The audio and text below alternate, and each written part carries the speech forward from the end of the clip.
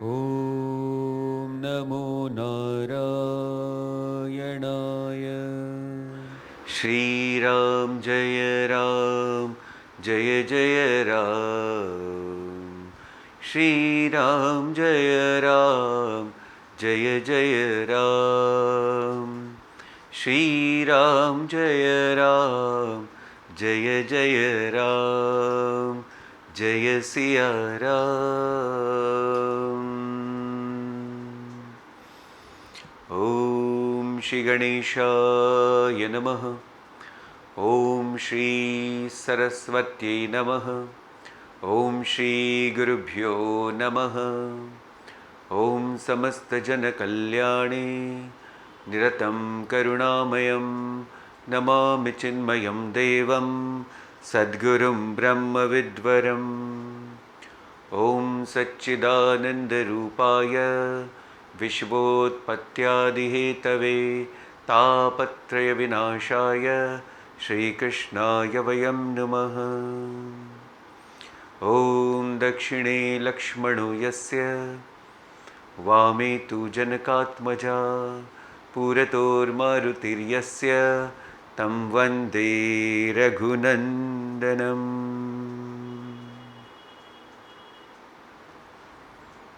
सियावर रामचंद्र भगवान की जय।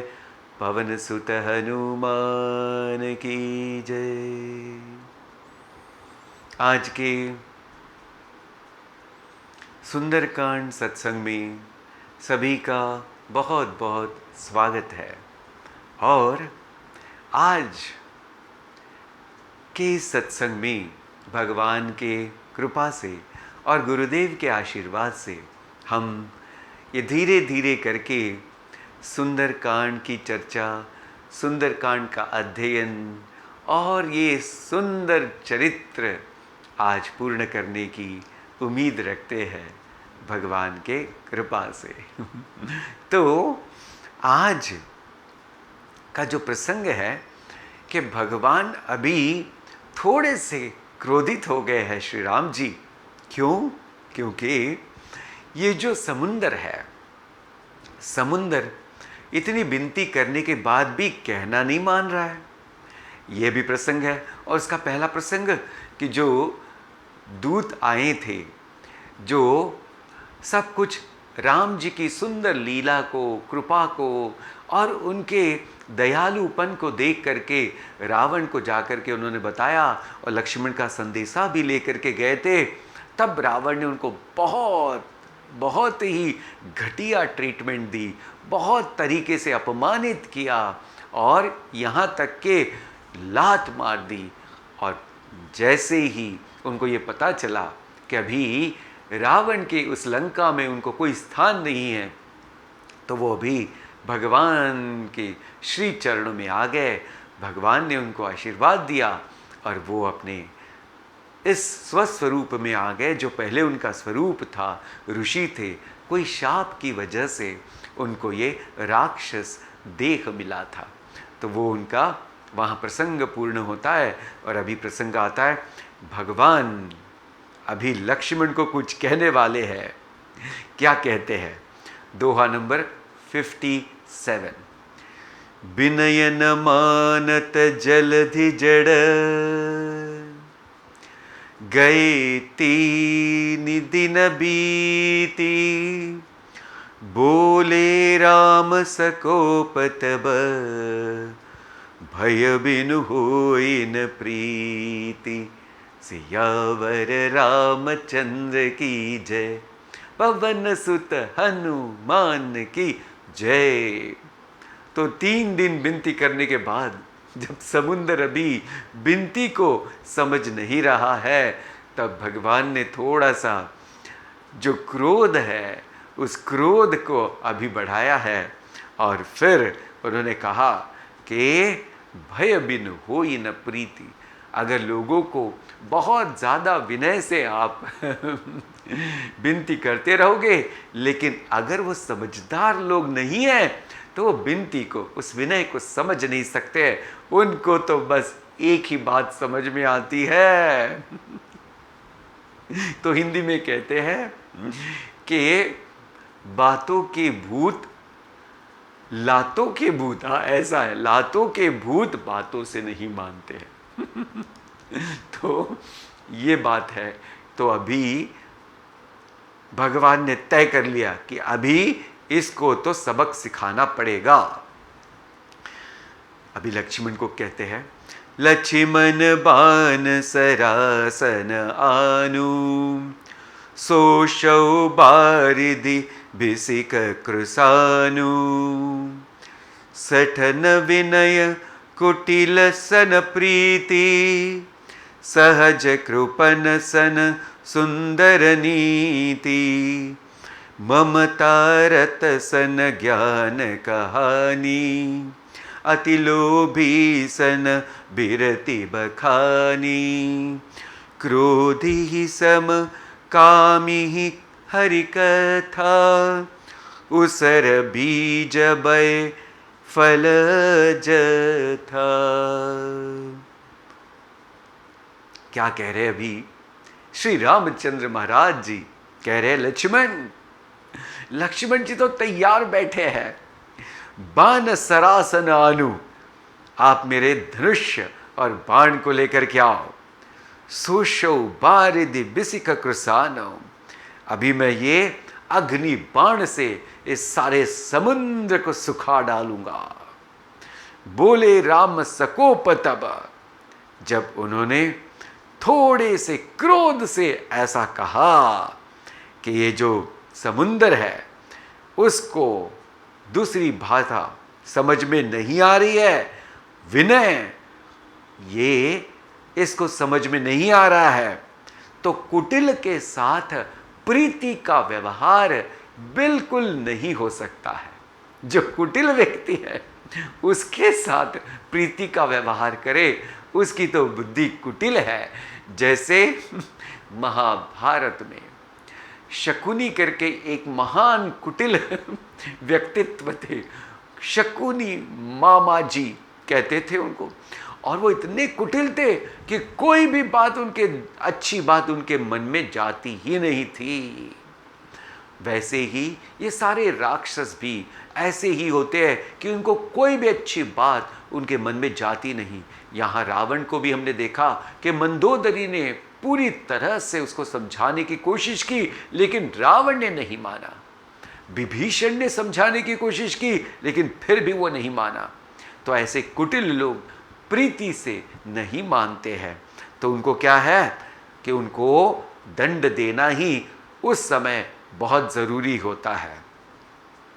तो ये कोई भगवान यहाँ कहते हैं कि अभी ममता रत सन ज्ञान कहानी, बोले जो ममता में फंसे हुए हैं उनके लिए ज्ञान की कहानी कहो।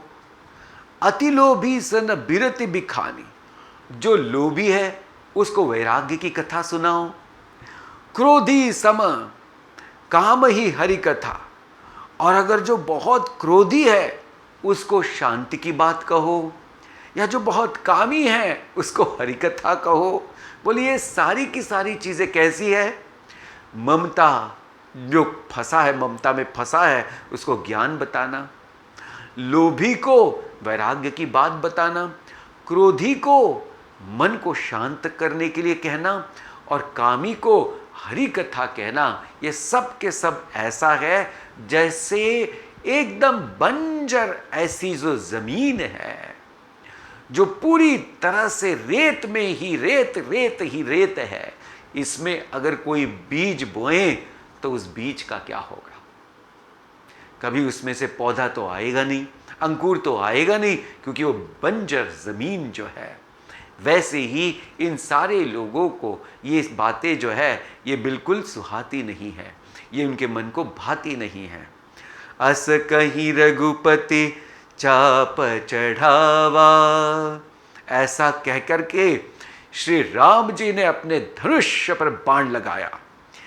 यह मत लक्ष्मण के मन भावा, और जब भगवान ने ये रूप दिखाया तो लक्ष्मण भैया हमारे आनंद से विभोर हो गए।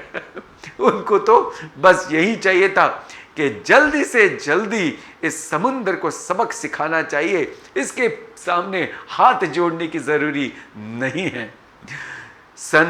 संधानेहु प्रभु बिसिख कराला, उठी ददी उर अंतर ज्वाला, मकर उर गच्छश गण अकुलाने, जरत जंतु जल निधि जब जाने, कनक धार भरी मणि गण नाना, प्रिय रूप आयहु तजिमाना।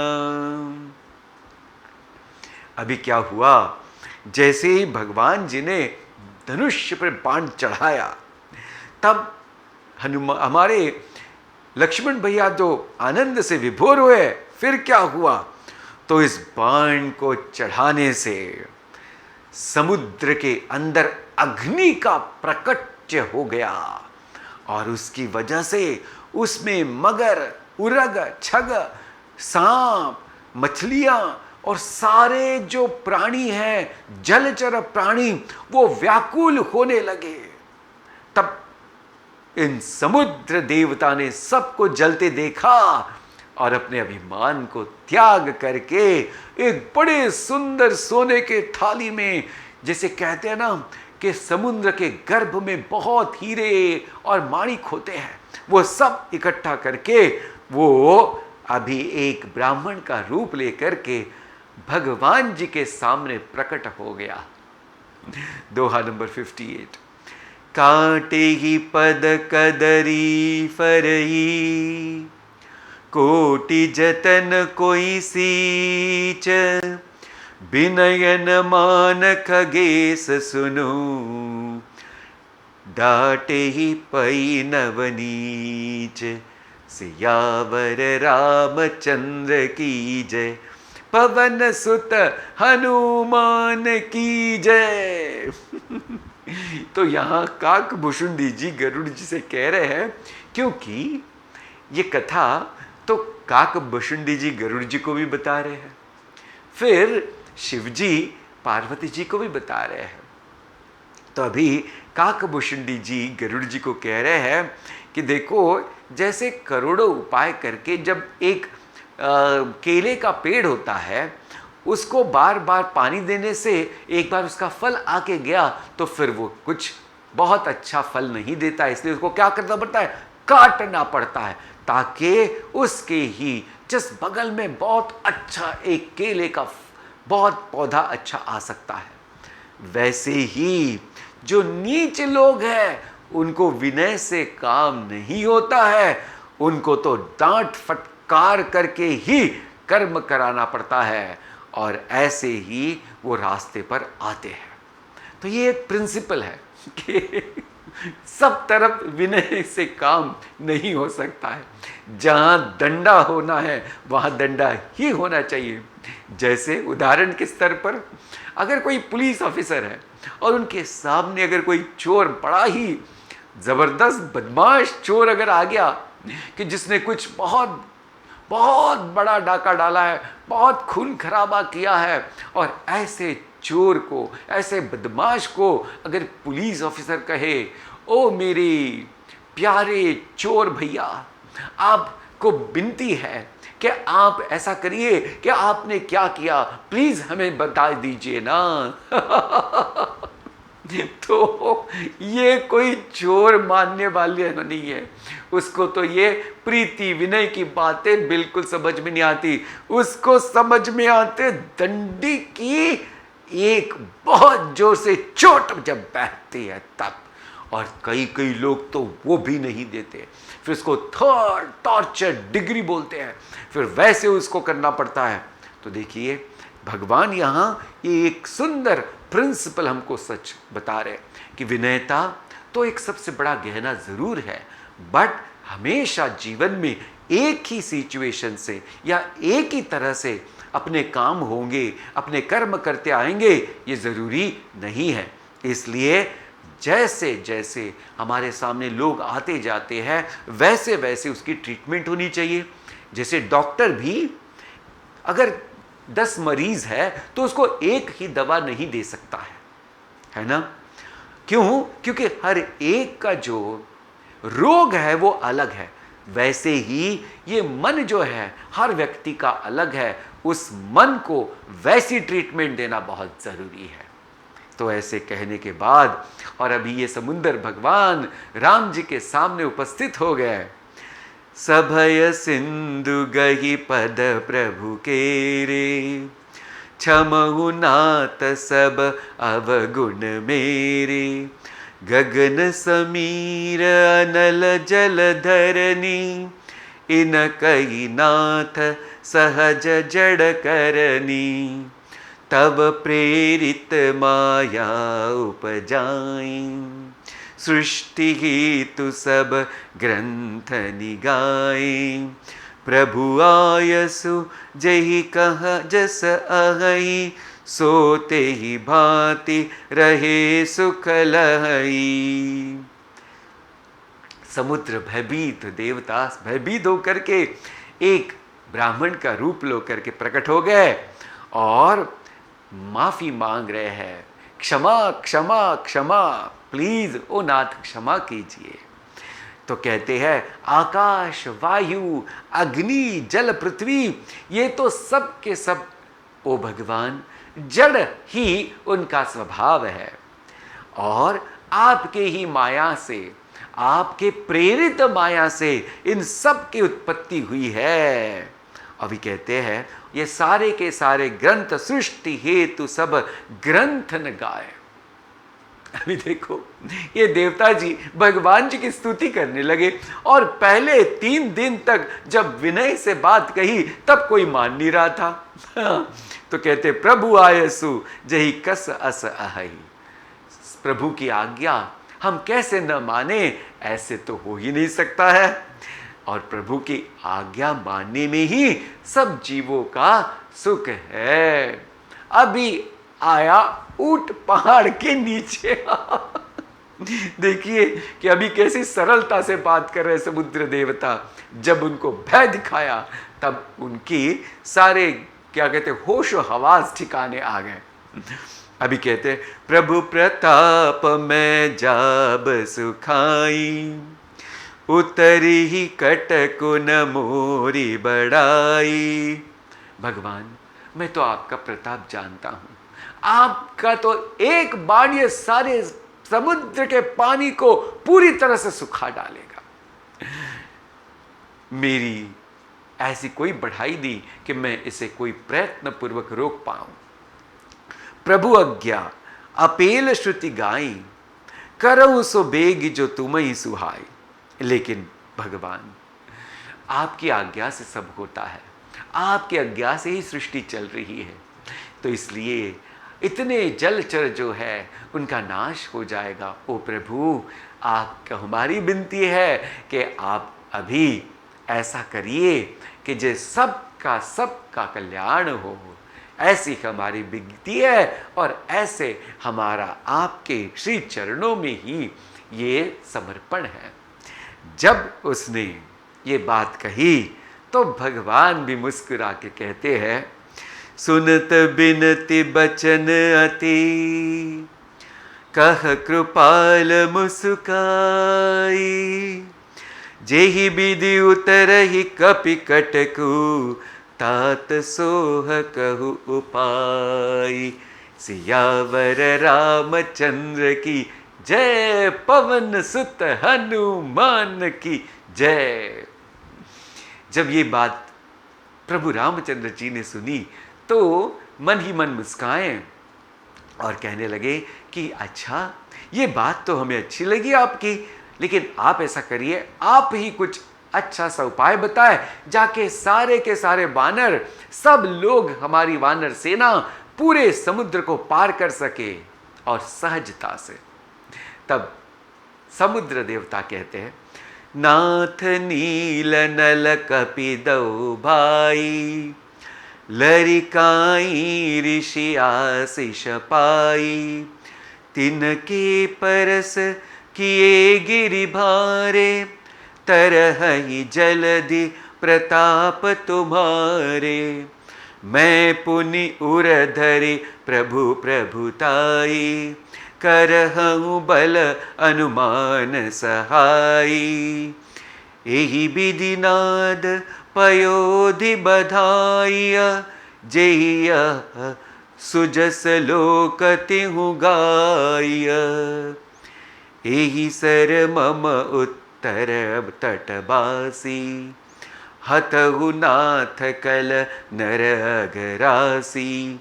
सुनि कृपाल सागर मन पीरा, तुरत ही हरि राम रणधीरा। जब समुद्र जी को ये बिनती भगवान की, भगवान ने जो कहा अभी कि देखो ठीक है, आपने जो कहा वो हमको अच्छा लगा, लेकिन अभी हम आपको कहते हैं कि आप कोई उपाय बताएं। तब समुद्र देवता ने कहा कि आपकी वानर सेना में दो बड़े वानर हैं, नील और नल नाम के भाई, और उनको ऋषि का बहुत बड़ा एक आशीर्वाद है और आपकी शक्ति उनके साथ में है, आपकी कृपा उनके साथ में है। अगर वो जो भी पत्थर उसके ऊपर राम नाम लिख दे और पानी में डाल दे, तो ये अपने आप से सारे बड़े बड़े पत्थर तैरने लगेंगे, और फिर जितना हो सके मेरी अपनी इस ताकत से, शक्ति से मैं भी उसको नीचे से सहारा दूंगा, ताकि सब लोग इस समुद्र को पार कर पाएंगे। ऐसा जो कहा तो राम जी को वो बहुत अच्छा लगा। फिर राम जी ने कहा अब ये बाण में क्या करूं? तो समुद्र भगवान फिर से विनती करते हैं, कहते हैं कि मेरे उत्तर तट पर बड़े ही बदमाश लोग हैं, राक्षस की तरह ही वो बहुत उत्पात करते रहते हैं, तो आप ऐसे करिए कि ये बाण से उनको नष्ट कर डालिए। तब श्री भगवान जी ने उनकी ये विनती भी सुनी और वो बाण उत्तर दिशा में उन्होंने छोड़ा, और सारे बदमाश राक्षस समान जो बहुत उत्पात मचाते थे सब लोगों को वहां उन्होंने मार डाला। देखी राम बल पौरुष भारी, हर्षि पयो निधि भयो सुखारी। सकल चरित कहीं प्रभु ही सुनावा, चरण बंदी पधो पाधोधि सिधावा।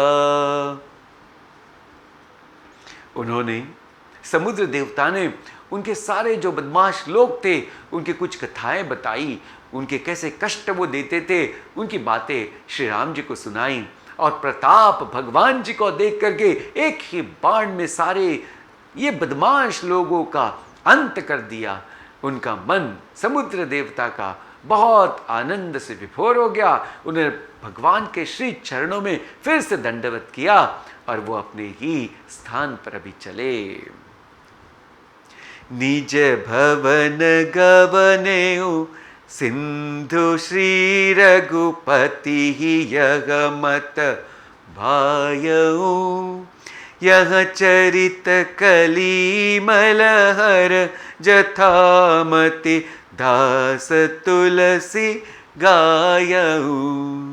सुख भवन संशय समन दवन बिसाद रघुपति गुण गना।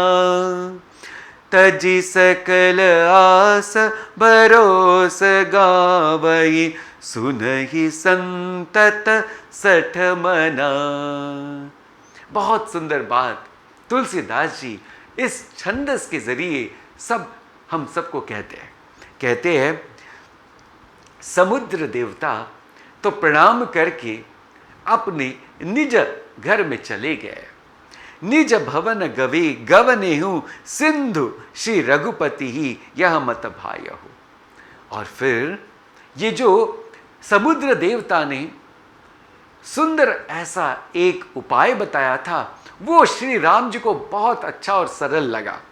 यह चरित, ये जो सारा चरित्र जो है सुंदर कांड में, जहाँ हनुमान जी है, जहाँ श्री राम जी है, जहाँ उनके भक्त विभीषण जी है, जहाँ उनके मित्र सुग्रीव है, और काफ़ी अनेक लोगों से इस सुंदर कांड का पूरा के पूरा जो पाठ है, पूरा के पूरा जो सुंदर ये कथा है, हम सब के जीवन को पवित्र करने वाली है। तो कहते हैं कली मल हर, कली के मल को हरने वाली है। तो देखिए कली, जो कली युग चल रहा है, इसमें मल कौन सी चीज है? तो इसको ध्यान में रखिएगा, ये जो कली का युग है, इसमें सब के सब लोग महान क्या हो गए हैं? स्वार्थी हो गए हैं। तो ये सब कलियुग का बड़ा दोष है, स्वार्थी। फिर वो स्वार्थी होने के कारण वो बड़े लोभी हो गए। क्यों? क्योंकि वो कर्म करते हैं, फिर थोड़ा भी अगर उनको फल मिला तो उसमें और उनकी कामना बढ़ती है, और फिर वो स्वार्थ से कर्म करते हैं और फिर लोभ बढ़ता है। तो ऐसे ये कर्म मीन्स इस कली युग में इस स्वार्थ की वजह से इनकी कामनाएं बढ़ रही है, इनका लोभ बढ़ रहा है और इनका द्वेष बढ़ रहा है। अगर कर्म करें और अगर कर्म का फल हमें ना मिले और किसी और को मिले तो मन में द्वेष की भावना, ईर्ष्या की भावना बढ़ती है। तो ये सारे के सारे जो कली के दोष है, ये सब कली के दोष, कली मलहर, सब के सब दोष जो है पूरी तरह से मिट जाएंगे। जथामति दास तुलसी गायहूं, ये जो सुंदर कथा है, बाबा तुलसीदास जी महाराज अपने सुंदर इन वाणी से और अपने यथामति यानी यथाशक्ति, यथा बुद्धि की शक्ति से इसको पूरी तरह से रचित कर रहे हैं हम सब के मन को पावन करने के लिए। सुख भवन संशय समन दवन विषाद रघुपति गुण गना। ये जो रघुनाथ जी का गुणगान है, ये जो उनके भक्तों की कथा है, तो ये कहा क्या? ये सब सुख का धाम है। भगवान की कथा, भगवान की कथा से, भगवान के नाम स्मरण से हर एक जीव का मन पवित्र होता है। उसके जीवन में नया ज्ञान का प्रकाश हो जाता है और फिर ऐसे ऐसे सारे संदेह मिट जाते हैं और जो विषाद है, जो दुख है, जो क्या कहते हैं उसको, लोभ, मोह, ये सब के सब जो नकारात्मक भाव है, सब के सब का दमन होता है। और इस संसार को पार करने का इससे बड़ा और कौन सा अच्छा मार्ग है? तो कहते हैं कि सारे संसार के ये झूठी आशाओं को त्याग करके निरंतर हम सब ने प्रभु का ही यश गाना है। ऐसे तुलसीदास जी हम सबको संदेशा दे रहे हैं। आखिरी दोहा, दोहा नंबर 6060। सकल सुमंगलदायक रघुनायक गुणगान, सादर सुनहित तरहि भव सिंधु बिना जल जान। सियावर रामचंद्र की जय, पवन सुत हनुमान की जय, बोलो भाई सब संतन की जय, सद्गुरुनाथ महाराज की जय। यहाँ तुलसीदास जी कहते हैं सकल सुमंगलदायक, सारे मंगल चीजों का जो देने वाला है वो तो प्रभु ही है। हम सभी को इस बात की संपूर्ण महती होना, हम सबको इस बात की जानकारी होना पूर्णतः अनिवार्य है कि सबके कर्मों के दाता तो बस एक और एक ही है, प्रभु, प्रभु और प्रभु। तो इसलिए भगवान के श्री चरणों में जो सब लोग अपने कर्मों को अर्पित करते हैं तो उनका तो मंगल मंगल और मंगल ही होता है, क्योंकि भगवान तो मंगलदायक है। सारे कर्मों के मंगल फल ही भगवान देते हैं। रघुनायक गुणगान। भगवान के इस सुंदर चरित्र का गुणगान करने से मन पवित्र तो होता ही है और मन जीवन में सब मंगलदायक घटनाएं घटती है। सादर सुनहित तरही भव सिंधु बिना जल जान। बोलते हैं कि समुद्र को पूरी तरह से पार करने के लिए तो जहाज की जरूरी होती है, लेकिन इस भव सागर को पार करने के लिए तो बस एक ही और एक ही जहाज है, और वह है भगवान का गुणगान। भगवान का गुणगान। अगर हम सब लोग मिलकर भगवान का गुण गाने लगे तो भगवान हमारे जीवन में सब मंगल कारक ऐसी ही बातें हमारे जीवन में वो फल स्वरूप देंगे। तो इस सुंदर ऐसे भगवान की चरित्र से, इस राम जी की कथा से और इस सुंदर कांड में हम सब ने हनुमान जी के सुंदर विनय, भक्ति और समर्पण की गाथा देखी। वैसे ही विभीषण की विवेक वृत्ति तथा उनकी समर्पण वृत्ति उनको एक राक्षस से इतने बड़े पद पर लेकर के गई कि जहां वो प्रभु के भक्त बन तो गए, लेकिन लंका के नरेश भी बन गए। वैसे ही सारे वानरों पर भगवान की असीम कृपा होती है, और ऐसे ही अगर हम भगवान के श्री चरणों में अपने आप को समर्पित करते हैं, हम भगवान का गुणगान करते हैं, तो भगवान की कृपा हम सब पर रहेगी। गुरुदेव का आशीर्वाद हम सब पर रहेगा। इति श्री रामचरितमानसे सकल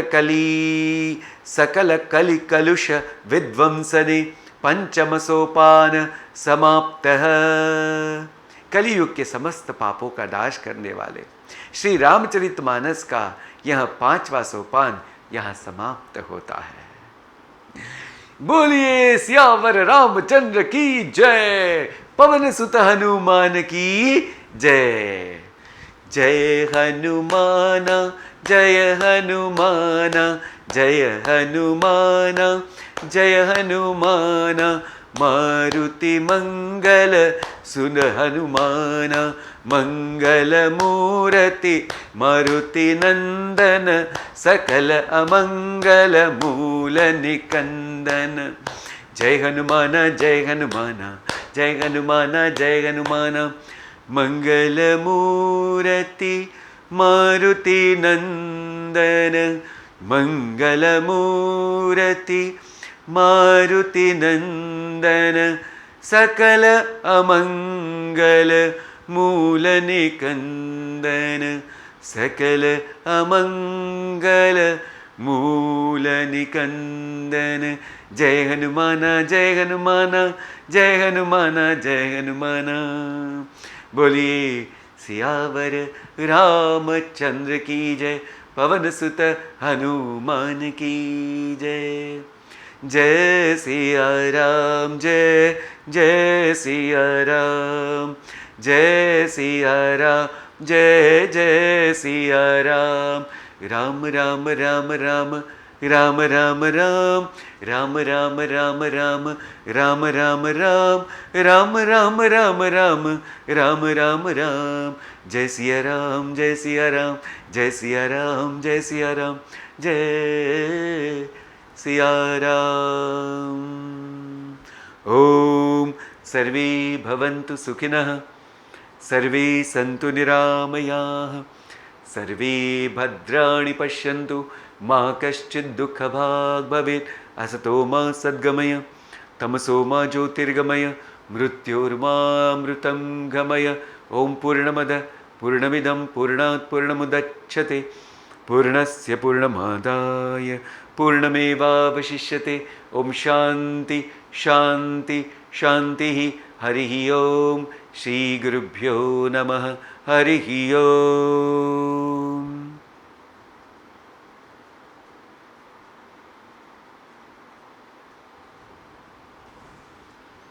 जय श्री राम।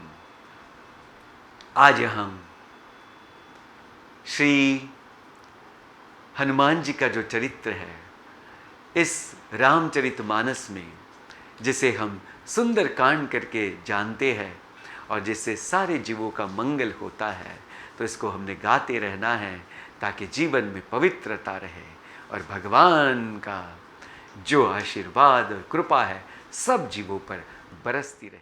ओम नमो नारायणाय।